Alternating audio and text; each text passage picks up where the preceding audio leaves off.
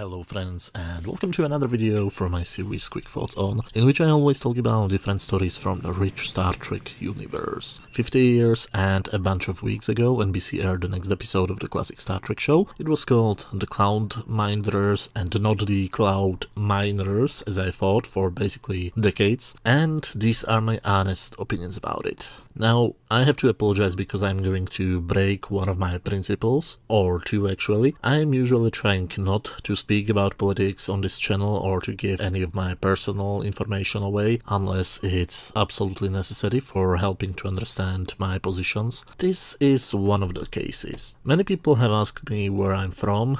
I was born and spent my childhood in communist Czechoslovakia. Growing up in a country which implemented socialism has influenced the rest of my adult life. For example, I am very passionate about personal freedoms, yes, including freedom of speech, my dislike of violence, the exception being self-defense or defense of people who are not able to defend themselves, and my absolute hatred of communism and socialism. So whenever I see or hear or read any thoughts heavily influenced by socialist ideas, for example a story which says that it's okay for the working class to use violence against the elites to achieve their political goals, to say that I don't like it is an understatement. And when the story actually shows them as the good guys, I get actually angry. Listen, I don't want to watch a story about working class people fighting the upper class using many times mass killings. I have been there, and it wasn't pretty. So I don't like the socio-political subtext of this episode, but it doesn't mean that I'm going to immediately hate it. I mean, I was used to watch Soviet propaganda movies, so I'm still able to like a movie for some other qualities, like a good story, good acting,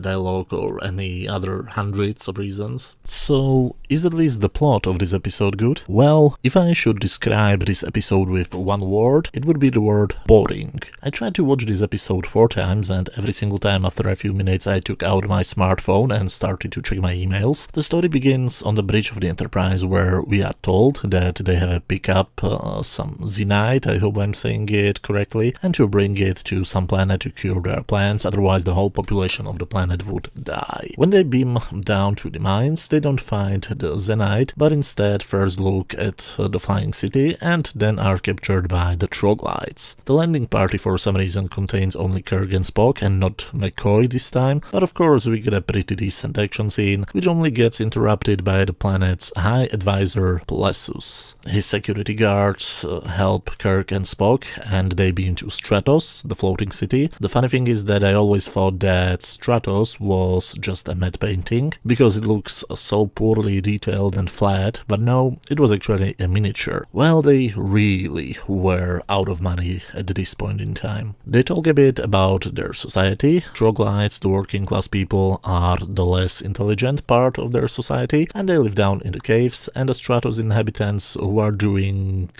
something, I don't know, they do science and apparently also art, and this is the immediate problem. This type of society would never work. People from Stratos need the troglodytes to work manually for them, but the troglodytes don't really need the Stratos people at all. A society needs all groups of people depending on each other. That is the truth for both democracy and tyranny, for both capitalism and socialism or even communism. All classes of people need each other's output, at least in the real world. In this episode, one side of the conflict needs the other side, but the other side doesn't need the first side. So what is the upper class doing? We don't know. We don't see them in any intellectual conversations. We don't see any of their art, unless the junk on their walls is actually supposed to be art. So yeah, we have a story about conflict, and I hate both sides of the conflict. I highly doubt that this was the writer's intention. So at least the Federation representatives are the good guys in this story, right? Well, no, not really. What's the first thing they do when they are told about the conflict between the troglodytes and the Stratos dwellers? They start to criticize the government. And it gets worse. The whole episode is basically Kirk committing one crime after another, but we'll get to that. Plessus explains them that the Zenyte has been stolen by the Disruptors, which is a highly aggressive part of the troglodyte society. I always consider them to be a metaphor for the revolutionary communists. So because time is of the essence, they of course beam back to the Enterprise, where they use their powerful sensors to locate it on the planet and their transporter to beam it on board, and then they use their warp drive to get to the planet which needs it as quickly as possible, right? Well, no, not really, because time is of the essence. Kirk and Spock accept their invitation and go to sleep. Why do they go to sleep on Stratos? They don't look sleepy to me. If they are sleepy, why don't they beam back to the Enterprise and take a nap in their quarters, wait for the call from Stratos, and then beam back down again? Did the writer forget that the Enterprise is actually still in orbit? But before they go to sleep, they meet the daughter of Plasus, Droxine. And the only thing I can say about her is that the actress probably spent a lot of time in the gym, and that her outfit is pretty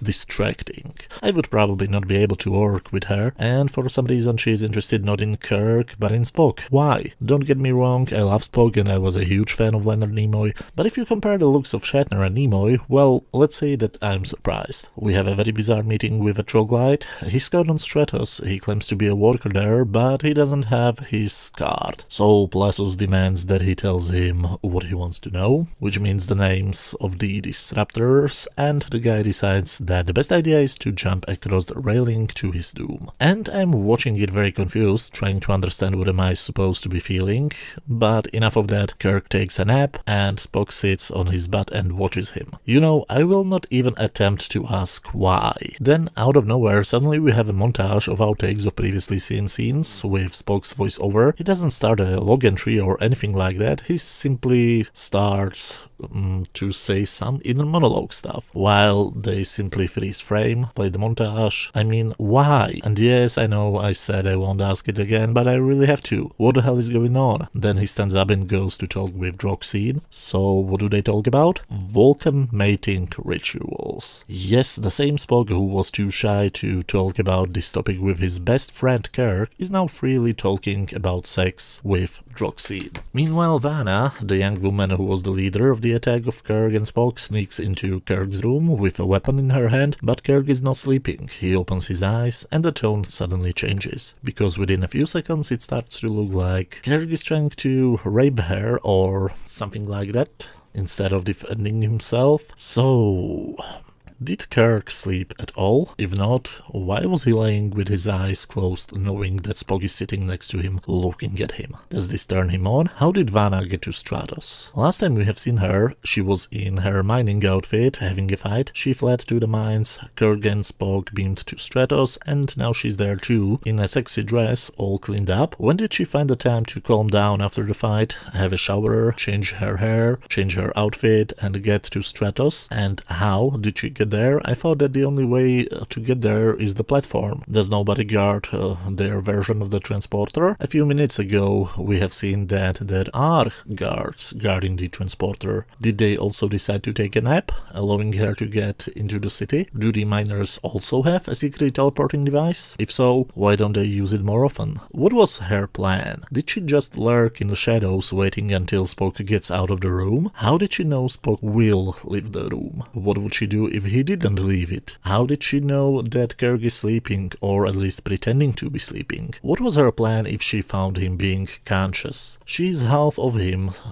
How did she want to overpower him? Kirk calls Spock in by simply yelling his name. How did he know Spock is outside of the room? Now that I think about it, Spock and Droxine are just outside of the room. How did Vanna get inside the room without being noticed by Droxine or by Spock with his superb Vulcan ears? Did the writers simply stop caring because they knew they won't be returning for one more year? Long story short, Spock brings Droxine. Droxine calls her father. He arrests her and takes her to questioning which turns into torture in a corridor. I don't know, but I would assume that they would have some special room for that type of things, but no, this is probably the cheapest looking episode in the history of Star Trek. I mean, even the Empath didn't look this cheap, and 80% of that episode was taking place in a black room with only one light source. Kirk and Spock run out and basically forbid him to ever use that torturing device again. Plasus, however, makes a good point. They need the Zenite as quickly as possible, otherwise a whole planet will die. Does the end justify the means? I mean, American soldiers and agents routinely tortured people who they arrested thinking that they are terrorists, and they have used similar excuses for their actions. You know, in the hands of a talented writer, this could be really worth exploring. We could get a great scene which would basically force us to question our beliefs. This could be one of the classic moral questions which Star Trek is known for. But no, this is season 3, therefore the outcome of this scene is rich man bad, poor girl good. So now, after Kirk has caused the diplomatic conflict, Plasus orders them to leave the place and forbids them to ever come back again, which means Kirk will return in a few scenes. Because that is what Kirk was famous for, right? Disobeying orders. Well, and then Plasus does something out of character. He orders his men that if Kirk and Spock should return, they should be killed. Why? Until this point in time, he was one of the quote-unquote heroes. I say it in quotes because this episode doesn't have any heroes. Even if he made decisions I don't agree with, I can at least see that his intentions were always good. So why did they try to turn him into a villain? Was he always supposed to be a villain, but they felt like they didn't make it completely clear, so they added this scene, and it goes nowhere. The next scene reminds us that Dr. McCoy is still a character on the show. He tells us that raw Zenite releases some gas which can't be seen or smelled, but causes lowering of IQ and increase of violence in people who breathe it. So it's basically something like Twitter. That's why the troglodytes who are exposed to the gas because they're mining the Zenite are so, well, what's the politically correct term? Let's call them slow. But at the same time, the troglodytes who work or have worked at Stratos are not. So of course he creates gas masks. Kirk tries to give them to Plasus, but he refuses, so Kirk does something out of character and beams down to Vanna's cell, despite the order not to return. Then he helps her escape out of the prison, because that's what heroes do, right? She brings him to the caves where he gets captured, so Kirk trusts a woman who tried to kidnap him twice. He even breaks the law for her, and in the end she kidnaps him. Who is this guy and what has he done with Captain Kirk? After the two guards leave, he again has a scene with Vanna, and again, within a few seconds it starts to look like he's trying to rape her. He takes the phaser, shoots the roof down, and orders Spock to kidnap Plasus and beam him to them. So another one of Kirk's crimes in this episode, but at least you could argue that at this point in time he already was under the influence of the gas, so maybe we could forget this one. Then he forces both Vanna and Plasus to mine Zenite with their bare hands, and it ends with a fistfight, which is ended by Spock and McCoy beaming them to the ship and calming them down. So in the end we have 3 groups of villains. Every group uses violence to achieve their goals. In other words, all 3 groups are terrorists, and all 3 groups achieve their goals. Kirk's group gets the Zenite, Stratos dwellers get their peace, and troglodytes get the masks, and eventually they will get also to Stratos. See kids, if you are violent to other people, they will give you what you want. God, I hate this one.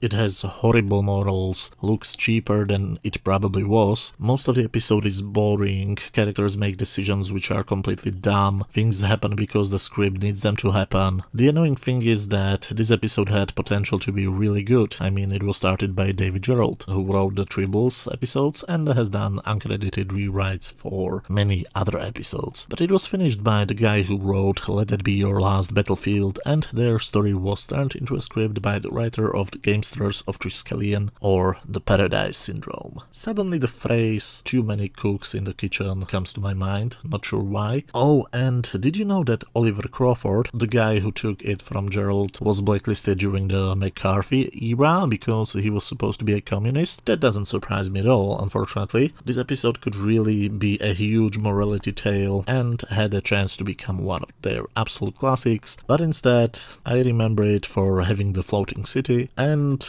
women who were allowed to show their belly buttons and the overall far left message. This is definitely not one for me. On my standard scale from 0 to 10, where 0 is complete garbage, 10 is a masterpiece, and 5 is just average, I would give this episode 2 out of 10. Not complete garbage, but I would rate it sub-average. Well, at least the next episode will be better, right? Well, the next episode of with the classic Star Trek was the Savage Curtain. God damn it. Well, but my next quick thoughts on video will be about the next episode of The Next Generation called Contagion, and if I remember correctly, I actually liked that one. So give me a few days, I will try to get it up faster this time, in the worst case scenario next weekend, and I'll be back with another video. Until then, thank you very much for watching and see you very soon.